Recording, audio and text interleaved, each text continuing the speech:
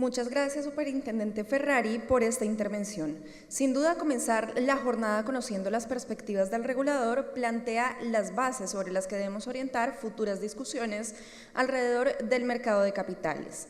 Muy bien, ya es momento de dar paso a las conferencias y conversaciones de nuestra agenda académica. La primera sesión abordará las perspectivas económicas de Colombia y de los países andinos, qué está pasando en nuestra economía, en la de Chile, en la de Perú y en general en la de todos los que hacemos parte de este grupo. Para esto nos acompaña Juan Carlos Echeverry, exministro de Hacienda y Crédito Público en Colombia.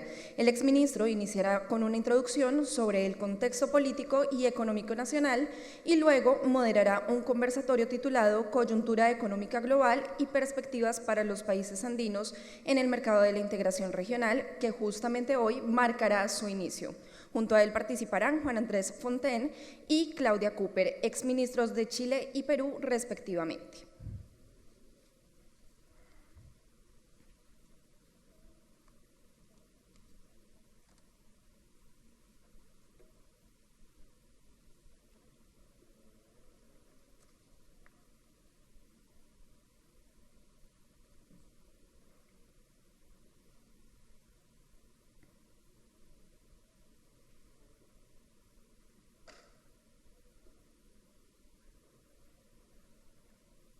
Bienvenido al escenario, ministro, y cuéntanos qué está pasando en nuestro país en materia económica y política, por favor. Buena tarea, muy buenos días. Muchas gracias a todos por la Asobolsa, por la invitación a este importante evento.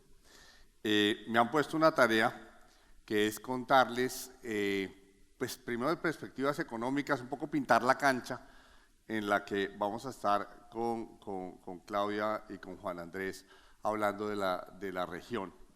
Y entonces, tal vez estos momentos, nosotros en Colombia tendemos a ser ombliguistas y a creer que lo que pasa en el país siempre tiene causas locales, y un poco voy a empezar mostrando que la cosa se ha complicado por todos lados. No solo estamos en un momento de zozobra nosotros, sino que el mundo se ha vuelto un sitio bastante curioso e interesante, y que yo creo que este momento es tal vez el más interesante de los últimos 30 años, el más desafiante. Desde el 89 habíamos estado en un mundo más tranquilo y esta cosa desde hace 5 o 6 años se complicó. Entonces voy a hablar de incertidumbre política y equilibrio macroeconómico, y empiezo con esta frase, que es una frase de Trotsky que a mí me gusta mucho, que es: usted puede no ocuparse de la economía, pero no puede evitar que la economía se ocupe de usted. O sea, siempre la economía, pase lo que pase, termina poniéndonos y pintándonos la cancha donde vamos a funcionar. Entonces empecemos con incertidumbre política. Estas son unas portadas del Economist que le dicen a uno básicamente qué está pasando. Primero, Estados Unidos, el Estados Unidos de América, ya los republicanos y los demócratas prácticamente no se pueden hablar.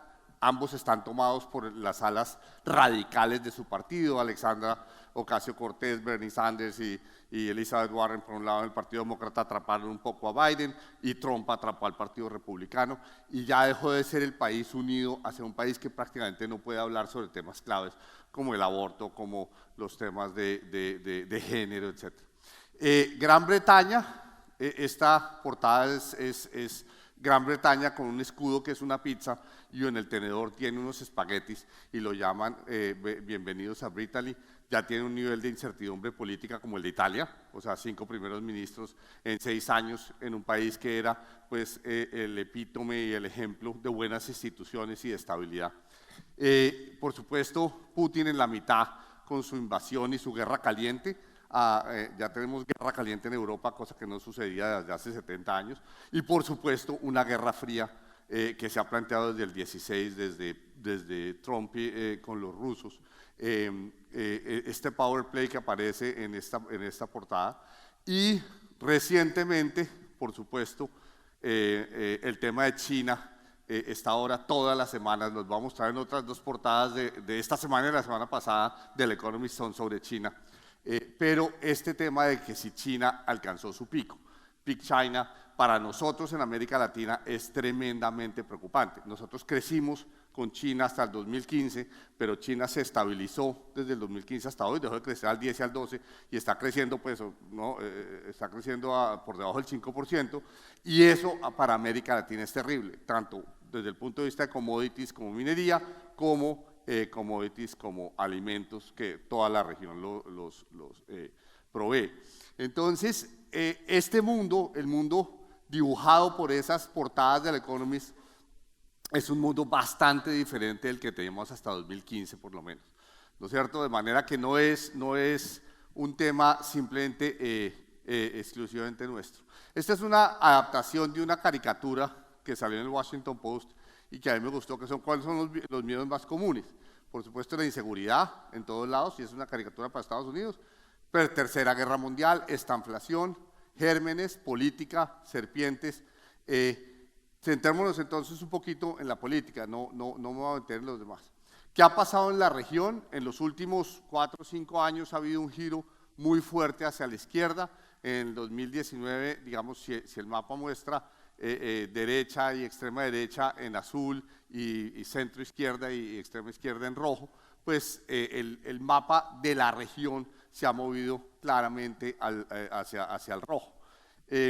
Esto, por supuesto, no solo pasó, sino que el péndulo se ha movido mucho. Chile, pues ahora nos va a contar, pero en Chile el péndulo se está moviendo cada 6 meses casi, ¿no es cierto? Entonces, no solo la amplitud del péndulo se ha vuelto mucho mayor. Antes las variaciones entre izquierda y derecha eran más cercanas, ahora el péndulo se ha vuelto más amplio. De nuevo, Chile fue un ejemplo con la Constitución, la primera Constitución que fue rechazada recientemente y pues la nueva que está en producción. O sea, el péndulo se ha vuelto mucho más amplio, sino la velocidad de fluctuación del péndulo también es mucho mayor, ¿no es cierto? En 6 meses, en un año, el sentimiento de los votantes cambia drásticamente de un lado para otro.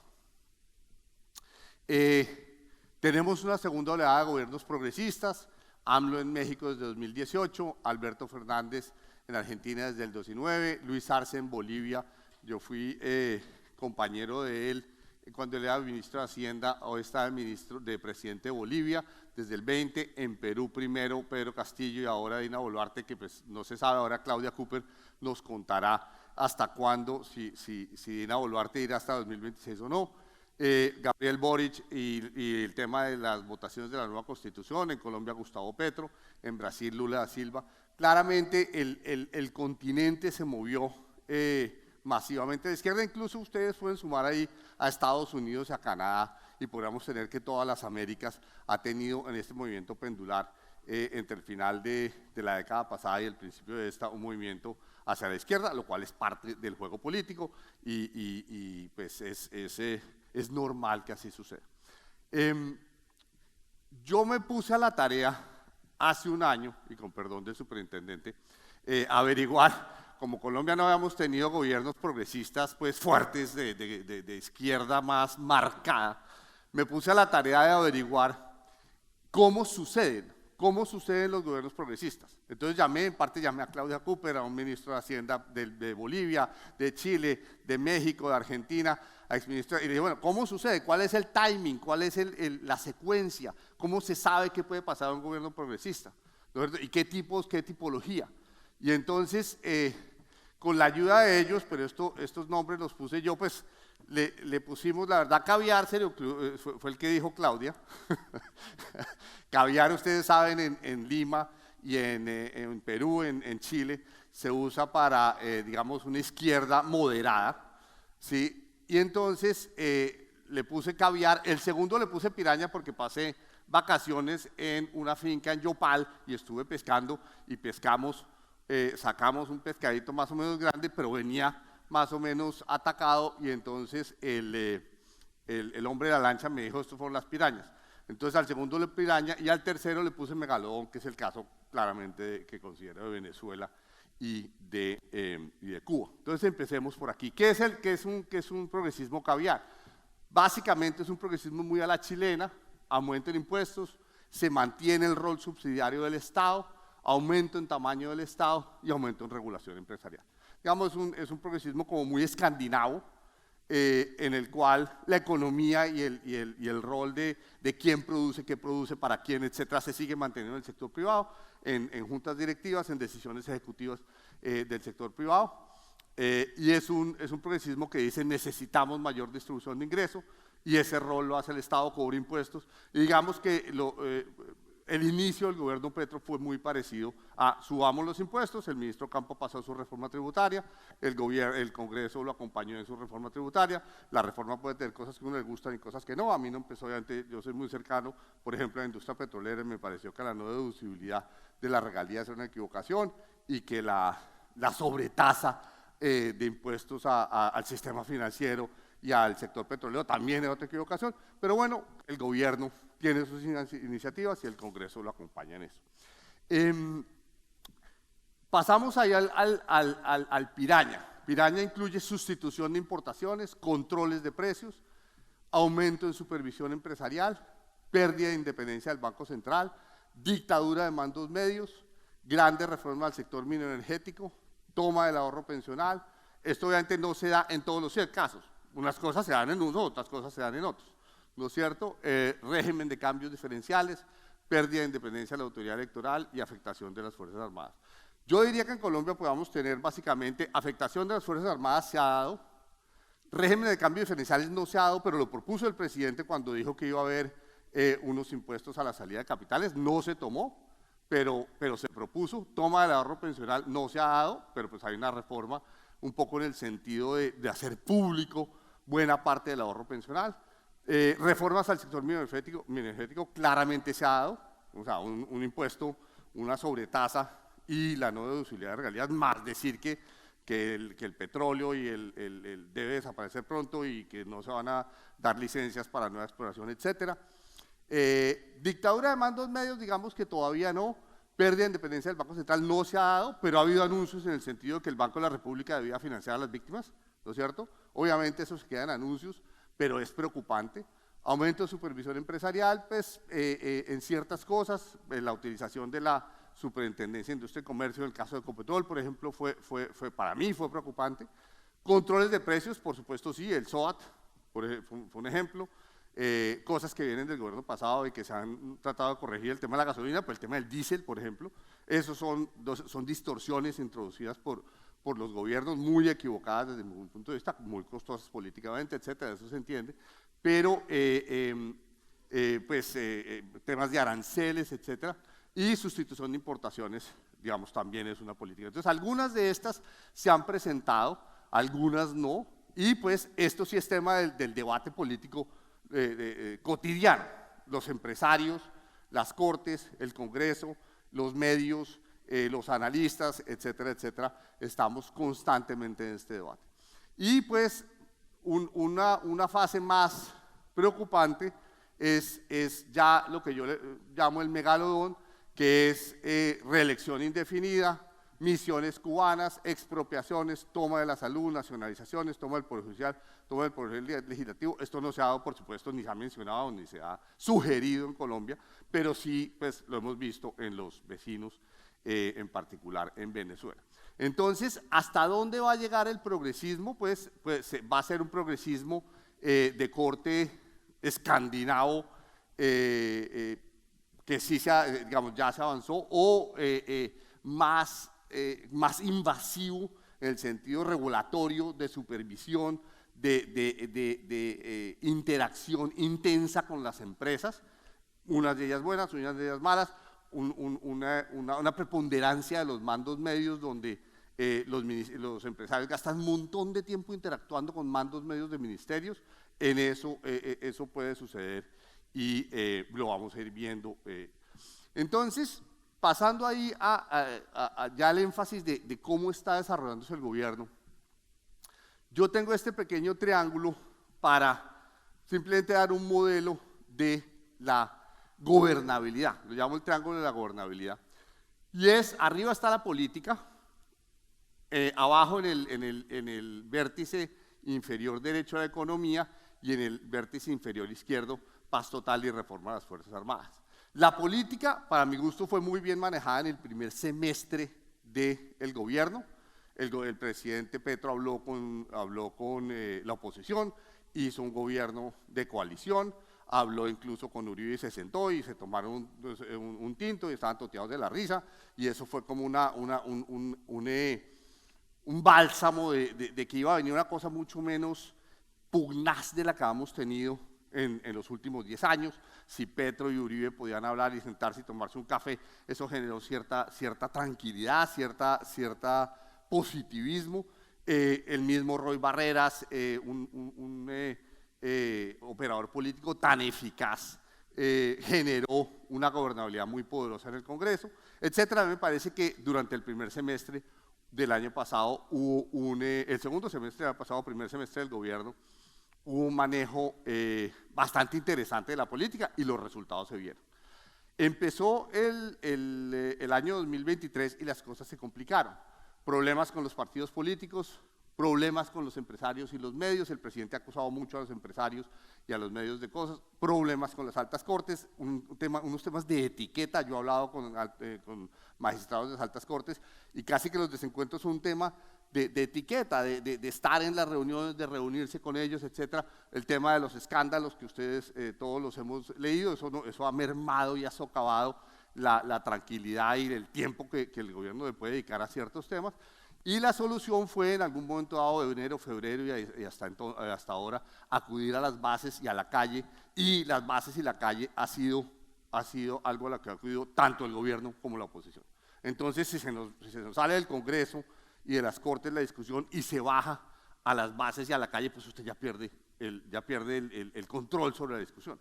Y pues tuvimos ayer sobre el tema de gasolina, hay enfrentamientos sobre el tema digamos, casi que hay una manifestación muy fuerte una vez al mes, convocada bien sea por el gobierno o bien sea por la oposición, cosa que no es buena.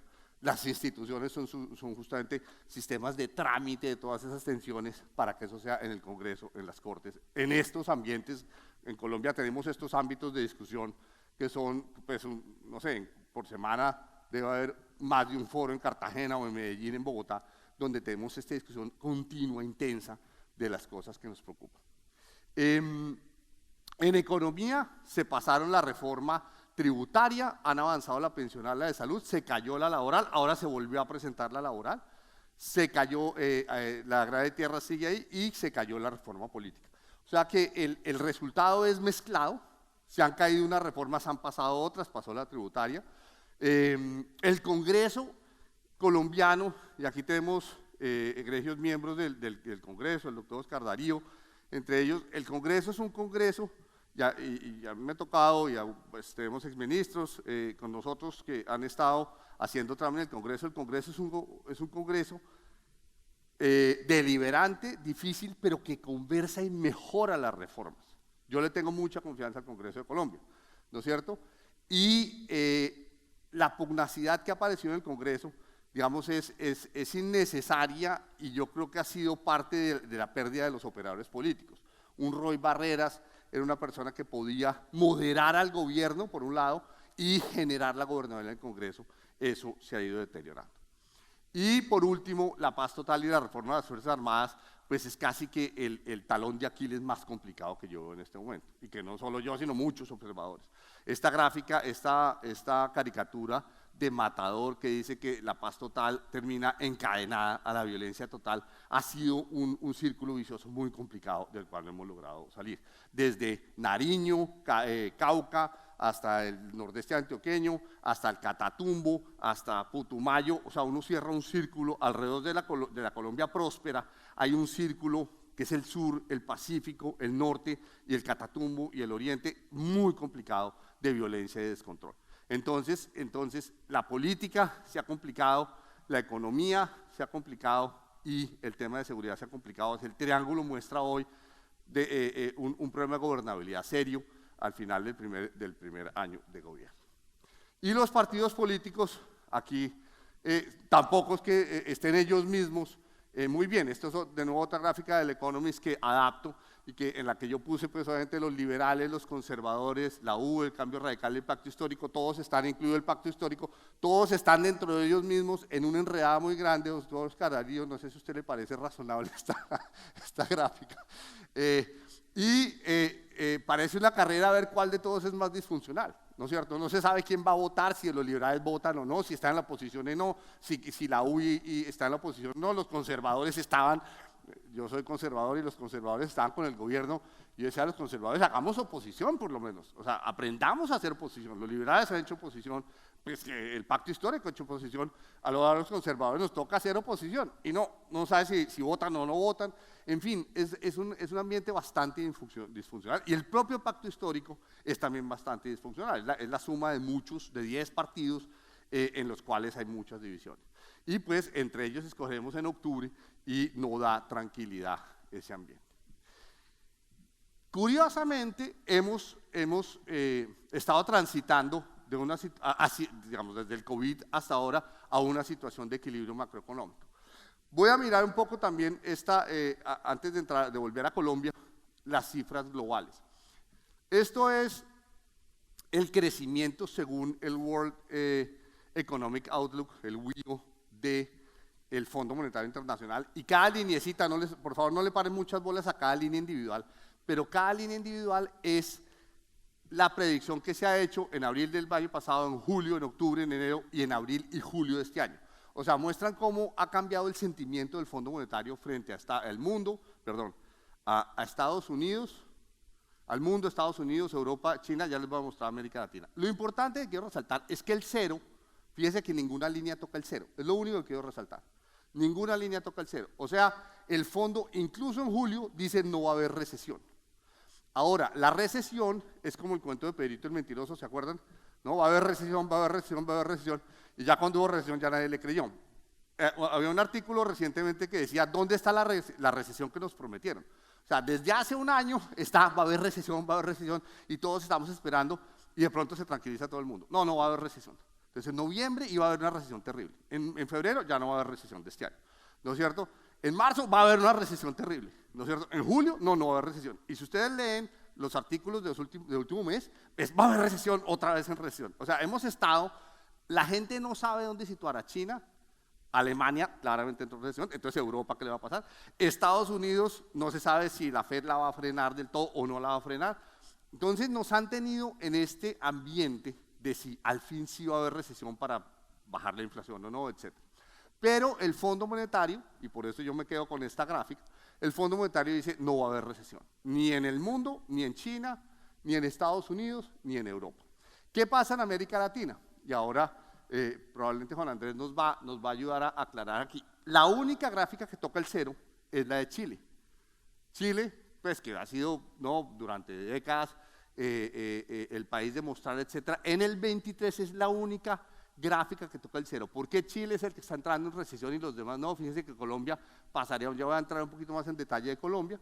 Perú tampoco por encima del 2, Colombia alcanza a tocar el 1, México también se mantiene por encima del 0, la amarilla, fíjense, ya es bastante 2,5, y Brasil tampoco. Entonces, ni América Latina, excepto Chile, ni el mundo entrarían en recesión, o sea que nos saldría barata la inflación. Nos saldría barata la inflación. Ahora, para ser sincero, yo hice mi doctorado sobre la inflación, estudié mucho la inflación, y la inflación alta es una cosa de hace 40 años. Para ser sincero, hoy por hoy, los economistas no sabemos muy bien esta inflación de 2 dígitos que estamos viendo, cómo se va a desenvolver, porque los modelos que tenemos, la estadística que tenemos, la econometría que tenemos, todas ya hace 30 o 40 años, las inflaciones de 2 dígitos. Entonces, ¿cómo se va a desenvolver esta inflación? ¿Qué tan sticky, como decimos nosotros, qué tan pegajosa o qué tan inercial es? No sabemos, no se sabe en Estados Unidos. Entonces, buena parte de esta incertidumbre que estamos teniendo los economistas de Estados Unidos, de Europa, del mundo entero, sobre cuánta recesión se necesita para bajar la inflación, es porque no sabemos. Obviamente los economistas nunca decimos no sabemos. Los economistas funcionamos sobre la premisa de confunde y vencerás, ¿no es cierto? Si los confundo, ¿no? Ustedes quedan necesitando un economista, ¿no es cierto? Y ahí con eso es que uno factura, ¿no es cierto? ¿Sí? Pero esta vez hay que decir no sabemos, o sea, los modelos, la econometría no sirve. Pero en principio, pues pareciera, de acuerdo con el Fondo Monetario, que no va a haber recesión. Miremos entonces, ahora bajemos a América Latina y miremos un poquito la historia larga y reciente del crecimiento. Este es el crecimiento desde hace 40 años y por supuesto cuenta la historia de un Chile. Esto es una carrera de caballos que empieza en 1985, todos en el mismo partidor igual 100, y los pone a crecer. Y ustedes ven que la línea roja es Chile, creciendo desde 100 hasta 524 entre el 85 y hoy. O sea, Chile claramente enaniza a los demás. Perú y Colombia no está tan mal, 340 y 329, y por debajo México y Brasil. Ahora, esta es la gráfica desde el 80, pero si se la mira en los últimos 12 años, desde el 2010 hasta hoy, un poco cuenta una historia diferente y una historia muy interesante frente a Chile, Perú y Colombia. Chile perdió un dinamismo, volvamos a Chile, que era, este es Chile, es esta línea roja, pues más oscura, y pierde un dinamismo desde 2014 y 15, vuelve y recupera algo, pero se aplana un poco, ese crecimiento espectacular se aplana un poco. Miremos Brasil prácticamente perdió la década, 114, si era 100 en el 2010, estos crecimientos reales está en 114 hoy, perdió la década. México, con todo lo que es ejemplar México, creció bien hasta el 2018 y en adelante básicamente, bueno, después vino el COVID, pero llevan 5 años básicamente del mismo nivel. Y Colombia y Perú tuvieron un crecimiento más interesante, fascinante. Fíjese, Perú, el crecimiento hasta el 2019, Claudia Cooper nos va a ayudar con esto. Después el COVID y estos dos países 157 y 156. Pero en suma, los resultados de crecimiento no son, por lo menos para los 3 países de los que vamos a hablar ahora en el panel, no son decepcionantes. Es un crecimiento, pues obviamente no es un crecimiento asiático, no es un crecimiento a nivel mundial ejemplar, pero es un crecimiento interesante de los últimos 10 años. Hagamos un zoom a Colombia ya a la situación actual de corto plazo para que entremos al panel. Colombia, que tiene una demanda interna que salió del COVID y una demanda interna que se desaceleró fuertemente, consumo de los hogares muy deprimido, inversión supremamente deprimida y el PIB prácticamente creciendo 0, y lo único que está funcionando es el consumo del gobierno. Del lado de la oferta está en rojo prácticamente todo, el sector agropecuario mal, construcción mal, comercio mal e industria mal.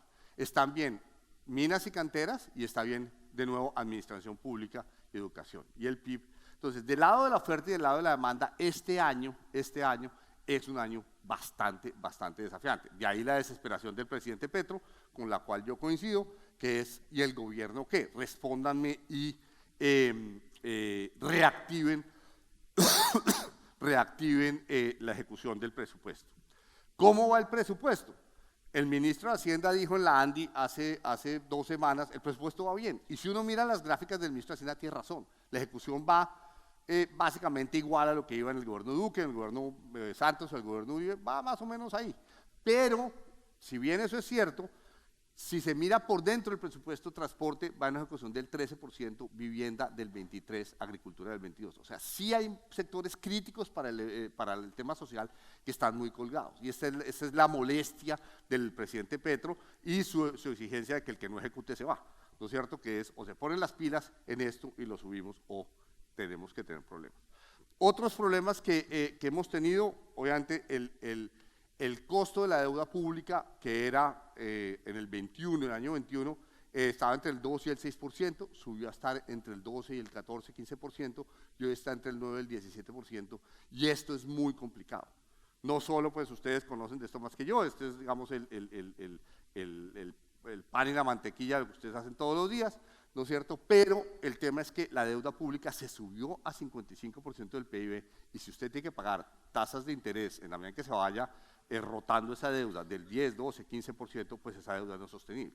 La deuda pública es sostenible al 55% del PIB si sus tasas de interés son 3, 4, 5, 6%, más internacionales 4, las nacionales 5, 6, que es lo que era hace 2 años, pero ya no. Volvamos entonces a ver el crecimiento que puede pasar. Y esta gráfica es muy interesante. Yo estuve hablando con el Banco de la República ayer sobre esta gráfica y les pregunté al Banco de la República, ¿ustedes por qué están tan pesimistas? Porque fíjense la historia que cuenta esta gráfica. Esto es 2013 y 2024. y esto es el Banco de la República, dice, los analistas a los que yo encuesto dicen que ya no va a haber recesión, sino que vamos a salir trimestralmente así. Pero mis técnicos del Banco de la República dicen que entramos en recesión en el último trimestre de este año y el primer trimestre del próximo. ¿Quién tiene la razón? ¿Los analistas que dicen no va a haber recesión o el propio Banco de la República que dice que sí? Yo estuve hablando con el banco ayer y me decían, nosotros creemos que para bajar la inflación toca inducir tal vez más desaceleración. Entonces, esa es la visión del banco, los propios analistas con los que yo me sumo, yo creo que podríamos salir de esto sin recesión, pero en eso estamos. Me voy acercando al final, las cuentas externas se han ido equilibrando dramáticamente, tenemos un desequilibrio del 7%, ya tenemos uno del 7.2, del 4.2, porque las cuentas de bienes y servicios se han mejorado, o sea, el sector externo se ha tranquilizado, y la tasa de cambio ha tenido una evolución muy rara. Esta es la tasa de cambio del peso colombiano versus la de Chile, México, Perú y Brasil, y si ustedes ven, todos los demás se han apreciado fuertemente, y la del peso, que es la amarilla, se devaluó mucho, y ahora se apreció un montón. ¿Qué creo yo que pasó acá? Yo creo que aquí hubo overshooting, que es la tasa de cambio se sobreajustó a un sitio que no es de equilibrio, entre 4.700 y 5.100, ahí estuvimos varios meses, y ahora hizo undershooting, que es que se bajó a un sitio que tampoco es de equilibrio. Para mí, esta tasa entre 3.900 y 4.300 no es de equilibrio. Yo creo que la zona de equilibrio es esta entre 4.300 y 4.700, y creo que la tasa de cambio en últimas va a volver a este nivel.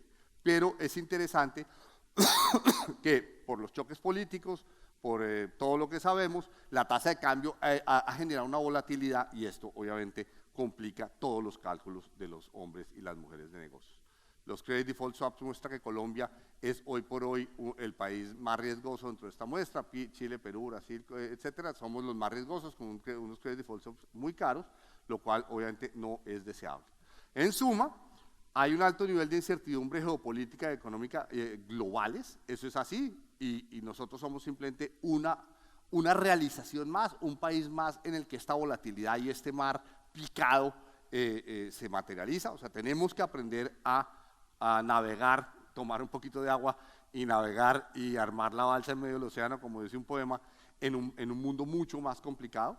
Segundo, hay que aprender a vivir con un péndulo político de más amplitud y de más velocidad. Punto, ese es el nuevo mundo. O sea, los movimientos políticos de derecha e izquierda en Colombia ya son para esta década de mucha más amplitud, como sucede en Chile, como sucede en Perú, como sucede en México, como sucede en Brasil. Bueno, en Argentina ahorita, imagínense, vamos a pasar de los kirchneristas a Milei, pues no sé si ganará o no ganará, pero es un movimiento político muy fuerte. Hubo décadas de buen crecimiento, yo estoy de acuerdo con el superintendente, insuficiente, y mucho de su reflexión resuena conmigo. O sea, el problema del crédito y de la ausencia de instituciones que promuevan más crecimiento y crédito es un problema claro, pero crecimos, pero desde 2015-16, y ya vamos a hablar de eso, hay una desaceleración estructural muy preocupante asociada a China. La macroeconomía se está equilibrando, y eso es interesante.